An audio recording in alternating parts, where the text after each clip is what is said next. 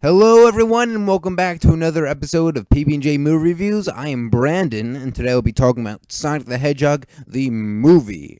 Alright, so before we start talking about this movie, let's talk about myself here. I am a huge Sonic fan. I love the games, love the comics, love the shows. I even love that little cameo Sonic made in Wreck-It Ralph. I just love Sonic to death. I am one of those crazy fanboys, you know them? Yeah, if you know them, you know me. So when I heard that they made a mini little Sonic movie put on VHS, I was excited. I want to know more about this. So I checked it out and I watched it again for this review. And the big question is, does this live up to my expectations? Is this story as good as stories we come to know and love and embrace in the games, comics, and shows? Well, I'll tell you. First, let me talk about the whole summary of the plot. So basically, this is not really anything from the games, really. It's its own little spin of Sonic. Its own little... Oh, spin, nice pun, spin dash. Okay, whatever. So it's different. It's in its own little fantasy world, if you could say that. So there is this sky world, this outer world, and an inner world, I guess, with Dr. Robotnik. He has his own little Robotropolis, Utopia, Robotnik Land, whatever you want to call it. I would like to know more about these worlds because it's not explained in the games, the fact that it's not there. So I'd like to know more about this whole lore. And we don't know much about it. It's never really explained. Only explained like one little sentence when Dr. Robotnik was shouting exposition. But the thing about this, you just really have to go with it. So that's what I'm basically going to do. Just go with the flow here. The general main plot basically begins with Robotnik calling Sonic and Tails, and he explained to them that this evil, even more evil than himself, Metal Robotnik, came and took over his land, his Robotnik Land, whatever you want to call it, because I really don't remember the name, it's really not that important. So he requests that Sonic and Tails go on a mission to reclaim his land, save the day from the evil Metal Robotnik, so that's what they do. Later, we figure out that it's all a trap, and that Metal Robotnik was controlled by Robotnik. Wow, what a shock! Come on, seriously, everyone would suspect that. Metal Robotnik? How could it be its own entity? You'd have to think that Robotnik would come up with his own metal version of himself. Like, come on. Sonic was the smart one. He suspected that Robotnik was up to his no good deeds, but the others peer pressured him into going on this lame mission that was obviously a trap, but whatever. Metal Sonic gets into the mix of things, Sonic's exact clone, and he means business, I'm telling you. I like this plot of Metal Sonic, and Sonic and his companions, Tails and Knuckles, have to come up and find a way to stop this evil Metal Sonic from doing Dr. Robotnik's dirty deeds and, I guess, taking over the world. That was interesting, but the plots with Metal Robotnik, very weak, very generic. Did not like that, but the Metal Sonic was decent enough. Nothing spectacular, nothing perfect, just decent. This movie isn't really focused too much on, like, a main plot. It's just Sonic. So yeah, you basically come into this just to see Sonic. Nothing really philosophical, nothing you really want to take with you. So I'm warning you, if you want some outer worldly experience that'll really change you, you are not going to get this from Sonic the movie. Okay, sorry folks. Also, plots weren't explained enough here. Like, I want to know more about these worlds that Sonic and his friends live in, but that's not explained well enough. And what about the president, the old man owl, Sarah? They're new to the whole Sonic franchise. Where'd they come from? What are they? Because you have to take it that they've been well acquainted with Sonic for a while. I guess just go with it. Not explained. Why does Sarah, the president's daughter, have cat ears and a tail? Is she half cat, half human? What is she? Why does she have a relationship with Sonic or want to? That's very creepy. This is worse than Elise with Sonic in Sonic 06. And let me tell you, that was disturbing. One hellish nightmare. I'd like to know more, but I don't know more. I know very little. But again, gotta take the plot as it is, gotta expand your disbelief, gotta roll with it, and just enjoy the ride. That's basically what they want out of you. Okay, so we talked about the plot here. How about I go into the characters? First of all, we have our main protagonist, Sonic the Hedgehog. You all know him. You all love him. Well, I love him. I don't know about you all, but I seriously love him. Sonic has some serious attitude like he did in the games, and the comics, and the shows. This Sonic really lives up to the standards we all put on the character, and I really like him. Though he's could be, lack of better words, excuse my French here, a dick, but still, he wants to do right, and he's fun-loving and energetic, so you can't really go wrong with him. He has a lot of personality, he's very fun, very fast, very agile. What's not to love? If you love him in, other media, you're gonna love him in this. And also, he has a very neat voice. It's different from what we've seen before. I actually prefer it over Julia White's voice in the Sonic shows. So, you did good, voice actor of Sonic, in this. You did good. Now we go to Tails, Sonic's sidekick. He's very committed, a very loyal companion. Always liked Tails. Still like him in this, but there's a big problem with him.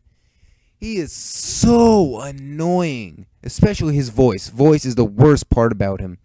A lot of people complain that his voice was irritating in, Sonic Adventure and Sonic X. In the Adventures of Sonic the Hedgehog, his voice has always really not been right, but this is, atrociously annoying. I'm sorry. But, at least in newer games now, the Tails voice actor is good, but, that's not part of this movie, so we can't really sidetrack there. I still like Tails as a character, but his voice was, ugh. We go to Knuckles, which is, I guess, Sonic's second sidekick. He is cool, he is one, bad mofo. He's very helpful, very awesome. He seems like he's, floating instead of gliding, which is interesting. I really like Knuckles in the games, the early Genesis Dreamcast games, and I sure like him in this. He has a very neat voice like Sonic too. I really like his voice, unlike Tails, which his voice was tremendously garbage. And for some reason he's a treasure hunter, and he wears a hat. Why is he a treasure hunter?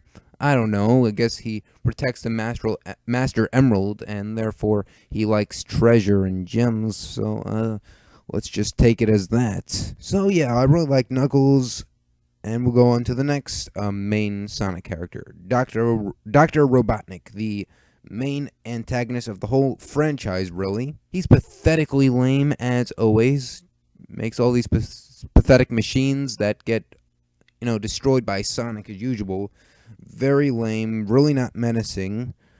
But that's the thing about him, he's funny. That's the thing you gotta like about him, he is funny. You should not take him seriously. Unlike Sonic 06, where they tried really hard to take this guy seriously, and you really shouldn't. He's been pathetic since the Genesis days, and he'll continue to be pathetic. So, yeah. And also, neat voice, too. He sounded pathetic, his voice. He acted pathetic. His motivations were pathetic, taking over the world, typical generic bad guy stuff. But it was funny, so what else? I can't really complain there. I want funny, and funny is what I got from him. Okay, now we have Sarah, which is a character that they just threw into this for no apparent reason at all. She was very unnecessary. She was kidnapped by Dr. Robotnik, the typical damsel in distress. She made for some funny joke. They're actually sexualized jokes, and I really wouldn't consider her sexy. First of all, she's a cartoon. Second of all, she's half cat, half human, so that's weird. They were hinting at she wants a relationship with Sonic, and that's disgusting. Reminds me of Sonic 06 with Elise again. She's very annoying. She cries a lot. Why should I really care about her? I don't know. But she's not a bad guy, so you can't really hate her, but still I hate her. Okay, we have our second villain, Metal Sonic. He is awesome as always. In Sonic CD, he was awesome. In Sonic Adventure 2 Battle as a character, he was awesome. Sonic Heroes, he was awesome. Sonic the Hedgehog 4 Episode 2, he was awesome. Okay, you get the picture. He was awesome. He always is awesome. Very menacing, quite a threat. He is Sonic's equal match, equal duplicate. And it took a lot out of Sonic to defeat him. And you see a good sort of caring side for Metal Sonic, though it kind of came out of nowhere. It was still nice and almost touching in a way. So again, I always love Metal Sonic, and I love him now. Okay, we go into some characters that were minorly mentioned. The Old Man Owl. He apparently is a character who was there before. I don't know why. Funny, but useless. The President was also a character that was there. He apparently has been with Sonic. The President and the people there have like pointy elvish ears. And his daughter is this cat thing. Explanation, please? Oh, I'm sorry. They're not going to give explanation in this. Oh, well. Alright, now we'll just talk about the movie in general. There were some clever nods to the games that I really liked. First of all, they mentioned that Tails and Sonic can't swim. You know those underwater levels in the games were a pain in the tuchus? Well, they mentioned that he really can't swim well. And that was funny. I'm like, hey, I know Sonic and he can't swim. That's in this too. Ha ha ha, funny. There are badniks that were from the Genesis games and they return in this. Like Buzz Bombers and so on and so forth. I like that. And of course they have characters like Knuckles, Tails, and Metal Sonic. Oh, by the way, I like that Sonic, Tails, and Knuckles teamed up in this.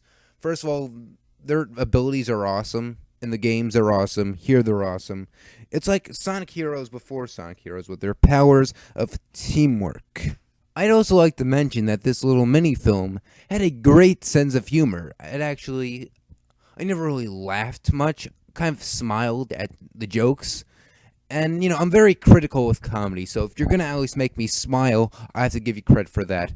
Had a lot of charm with the humor, and I really liked it. Also, another compliment I can give with this would be that the animations are impressive and smooth. Well, you should expect that from animes, that they're usually always awesomely awesome, and we got that from this. It reminds me in Sonic CD, the opening and the credits, there were these animations that were so cool, and I just wanted to see more of it, and I saw more of it here.